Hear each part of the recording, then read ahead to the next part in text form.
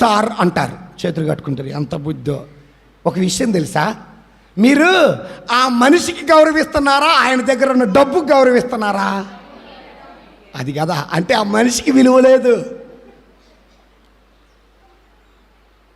ఇప్పుడు అదే కాళ్ళు, అదే చేతులు, అదే పోలిక, అదే ముక్కు, అదే నోరు, అదే గాలి, అదే భూమి, అదే ఊరు, అదే నువ్వు వండిన అన్నం. వాడు మీ ఇంటికి వచ్చాడు పేదోడు, కాకపోతే బట్టలే మార్పు, మొహం కొద్దిగా నల్లగా ఉంది అంతే. ఈడొచ్చాడు, ఏమంటారు?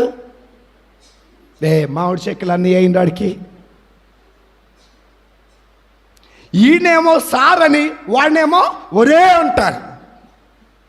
వీడికేమో దండం పెట్టి ఏంద్రా వచ్చావు అడుగుచో.